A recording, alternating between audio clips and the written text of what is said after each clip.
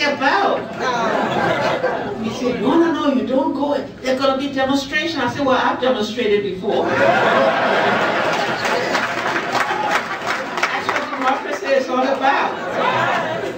That you can meet people who have differences, but you can still meet. You can express those differences, and you can still have an understanding. And so I said, hostility, demonstration, whatever, I'm going to go to Minneapolis. I'm going to meet them.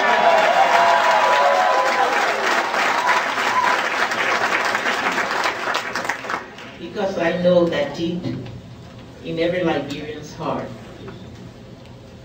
is the wish, the desire to move ahead,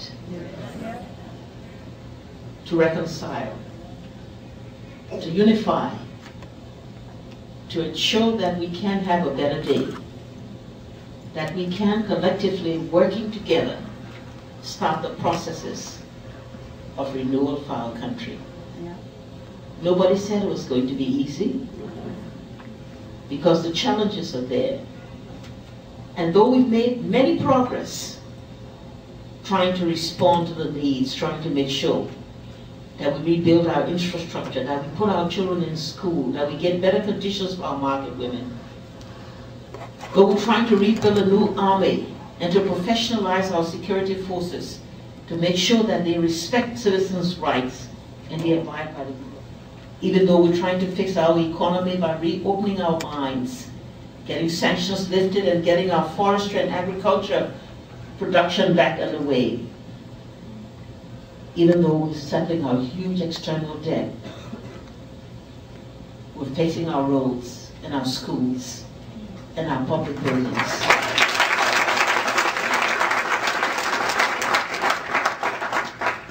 And as we try to get governance and to fight corruption, certainly a malaise in our society, one that comes from many years of degradation, many years of people having to live by their wits, many years of vulnerability exposed. And so it takes time to fight them, to punish them, but also to make sure that we train them and give them better compensation, to make sure that we introduce systems of financial management, auditing and accounting systems, and that our courts will function in such a way that when you violate the public trust, you will be punished. With all of that, we still have challenges. We've come a long way, but we've got a long way to go to be able to address all that we need to make our country sound again. We've got the challenges of unemployment, the thousands and thousands of our young people who are conscripted into war and bypassed by education. We've got to give them the training to enable them to get their dignity back, to empower them to be able to take care of themselves. We've got the challenge of capacity, because too many of our people did not have the qualification to be able to carry out the requirements of a modern state. We need you. You people in this room who have that capacity, who represent the skills and the talents that we need to be able to carry out the task required of a modern country. We have the challenge of reconciliation. And for that, we can't legislate it.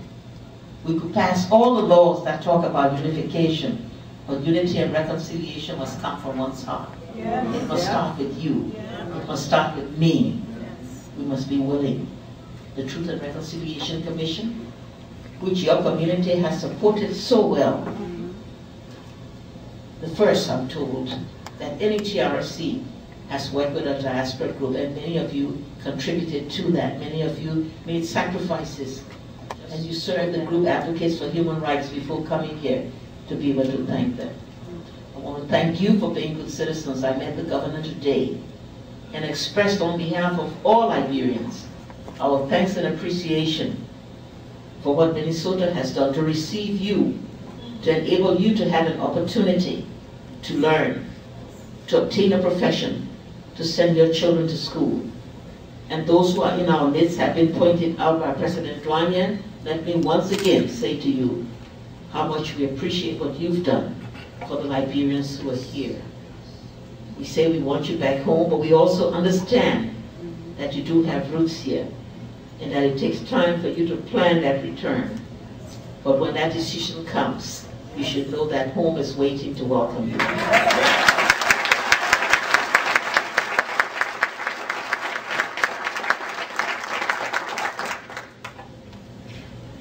All Liberians today have a sense of hope. Today, I hope you can be proud to be a Liberian. Because I hope you can walk into any city, you can walk into any setting, into any meeting, into any country, and when you present your passport, today they'll look at you and say, yes, this is a Liberian. How is your country coming on? Yes, let us proud. So we say that the one thing of all the progress we've made, of all the challenges we face, if there's one thing that brings satisfaction to those of us who continue to work, and some of them are right here on this table, who make sacrifices day and night working to be able to deliver, if there's one thing that brings us hope,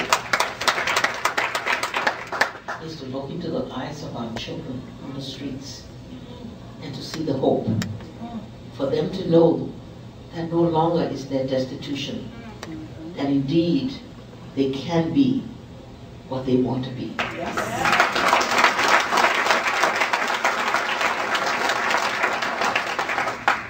Thank you for the warm reception.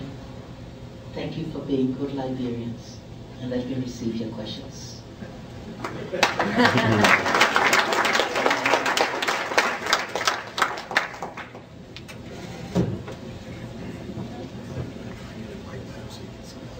I understand there's a cordless microphone somewhere waiting for you. Yeah, I know, but... Okay, we will. The President talked about those of us who are burning the midnight oil. We know how to run it up and down because working